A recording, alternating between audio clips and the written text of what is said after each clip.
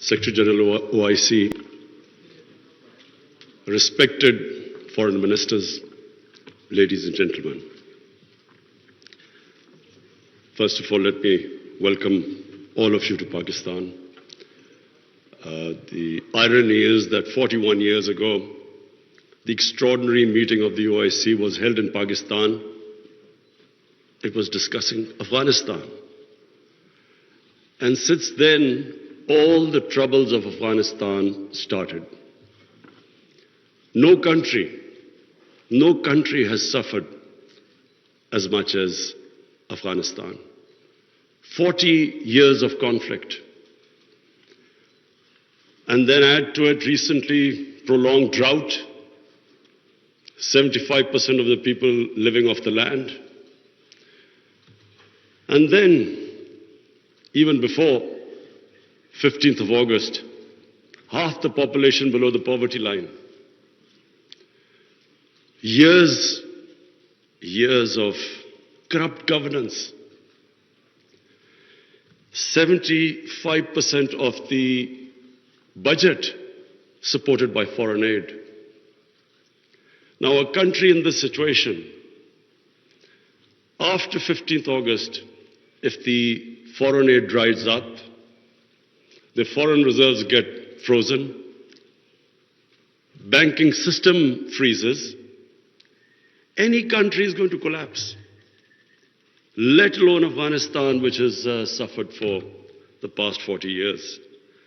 So I'm really glad all the speakers before me mentioned the gravity of the situation. Especially I would like to point out what Michael Griffith, Under Secretary of the United Nations Secretary General, what he had to say, the figures he gave. So the point is that if the world does not act, this will be the biggest man-made crisis which is unfolding in front of us.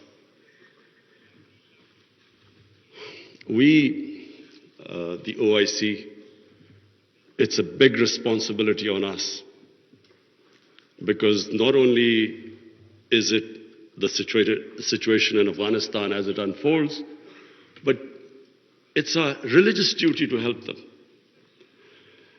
And I must say that we have to, and I speak to the United States specifically, they must de-link the Taliban government from the 40 million Afghan citizens. Even if they've been in conflict with Taliban for 20 years. But this is a question of the people of Afghanistan. 40 million human beings. And that's why it is very important that action is taken immediately. Already we are late. The Afghan winter, everyone knows, is extremely severe. And these preconditions the Taliban have to, unless they have an inclusive government, human rights, women's rights, do not allow terrorism from their soil. Unless these preconditions are met, the humanitarian aid will not flow, and their foreign reserves won't be allowed to have them, or the banking system won't be allowed to function. This is very important. That first of all, the one time I met the Taliban foreign minister, he categorically said that they wanted to comply with these three conditions. Now the point is, we must understand that when we talk about human rights, every society is different. Every society's idea of human rights and women's rights are different. I just give you an example of the Pakhtunkhwa province, which borders Afghanistan. Because the culture is similar, because Taliban is basically predominantly a Pashtun movement, and there are more Pashtuns on our side of the border. Now, the city culture is completely different with the rural culture. Culture in Kabul was always different to rural areas. Just like in Peshawar, it is completely different, the culture, to the district adjoining the Afghanistan border. So I give you an example. We give stipends to the child's parents to put the girls into school. But in our tribal districts or the district adjoining Afghanistan, if we are not sensitive to the cultural norms of those people, even with stipends, they won't send their girls to school. But if we are sensitive to their cultural norms, without stipends, they're willing to send their girls to school. So this sensitivity, I'm afraid, when we are talking about human rights and women's rights, we have to be sensitive about this. But my big worry is that unless action is taken immediately, and I mean immediately, because we've been saying this for now 2-3 months, unless action is taken immediately, Afghanistan is heading for chaos. Any government, when it can't pay its salaries of its public servants, hospital, doctors, nurses, any government is going to collapse. But chaos suits no one. It certainly does not suit the United States. Because what if there's chaos there, and chaos means the inability, if the Afghan government does not have the ability to fight terrorism. And we know ISIL is now a threat. It has been a threat. We have had attacks from Afghan border, from ISIL into Pakistan. So the only way you can control what is, and ISIL is capable of international terrorism. And the only reason you can deal with it is if there's a stable Afghan government. And same with Pakistan. Our worry is, and remember, Pakistan lost 80,000 people. We were the biggest collateral damage of the Afghan war. Our economy was shattered. Over $100 billion lost to the economy. 3.5 million people internally displaced.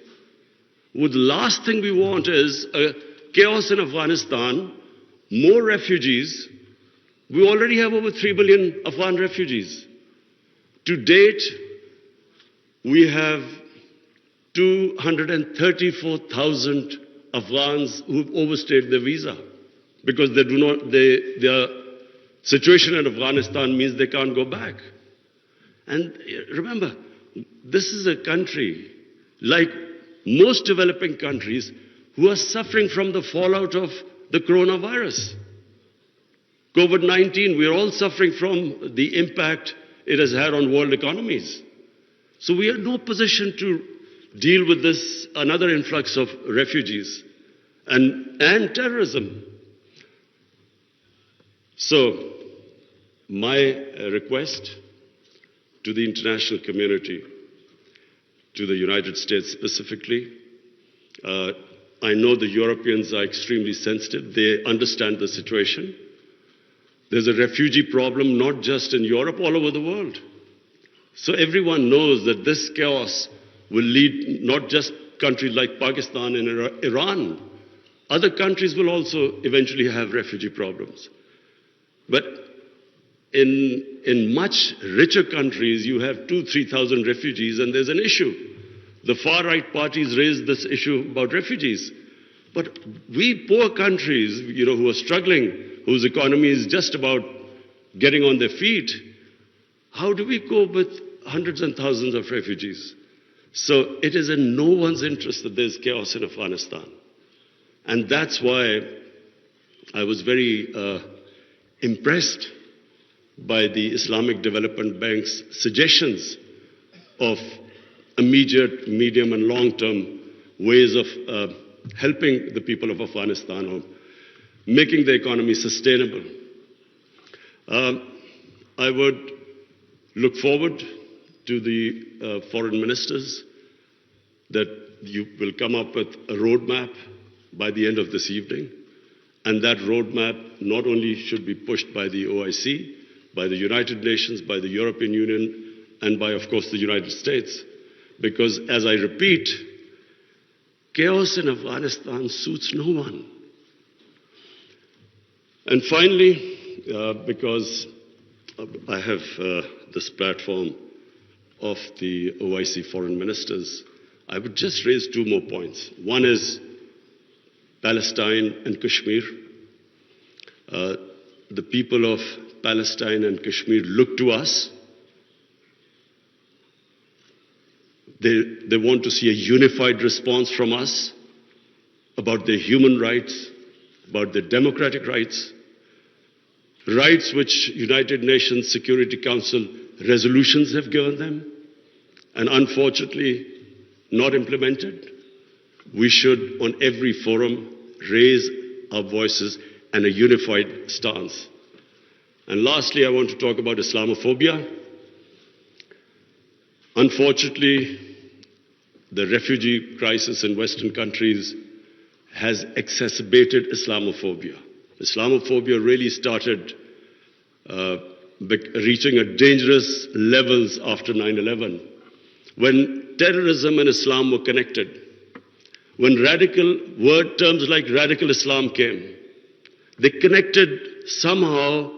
Islam was responsible for terrorism and radicalization. So this connection has made life difficult for people living in Western countries, Muslims living in Western countries. The man in the street in the West cannot distinguish between what is a moderate Muslim and what is a radical Muslim. So you have stuff like in New Zealand, a man walks into a mosque and shoots 50 people.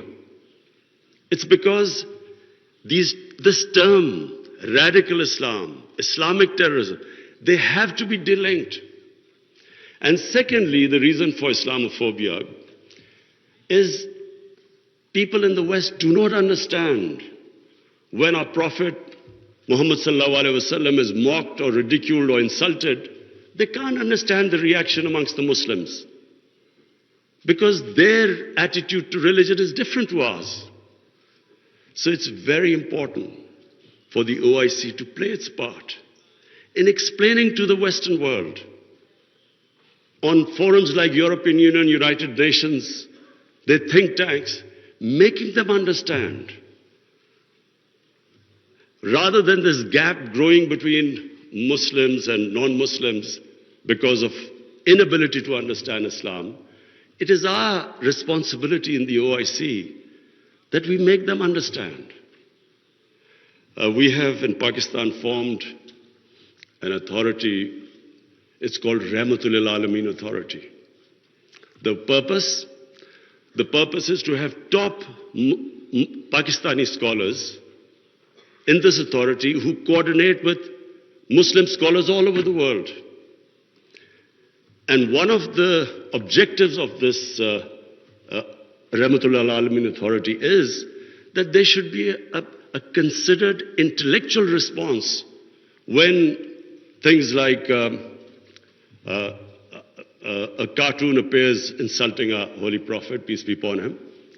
There should be a proper response from scholars to make them understand why Muslims react, that the love and reverence we have for our Holy Prophet, peace be upon him, because they don't understand this. And secondly, to make them understand that our Holy Prophet was called Rahmatul Alameen. He was to bring mercy for mankind. He was not called Rahmatul Muslimeen. He was not just for Muslims. Just like our God, Allah, is God of all human beings. So, our Prophet united human beings. His whole message was of love. But this is not, the people in the West do not understand this. There is so much propaganda against Islam. And unfortunately, we do not have a coherent and an intellectual, scholarly response to this. So one objective of this authority is to, in coordination with all the Muslim scholars, we will respond, and we would like the OIC Secretary General also to know about this response. We will consult you. And whenever anything happens, there should be a proper response to that. But secondly, it's also for my own country, because we feel that we can raise the morality and the ethics of our society by making people understand the seerat of the Prophet, his teachings, to raise the ethical standards in our country, and at the same time unite our people. Because unfortunately, religion is used by elements in our society to divide people, spread hatred. The whole idea is to unite human beings under the teachings of our Prophet. So finally, I again welcome all of you. I hope we have a very productive session this afternoon, and then we come up with a very coherent a strategy which I said immediate, medium term and long term, how to get Afghanistan out of this crisis. Thank you.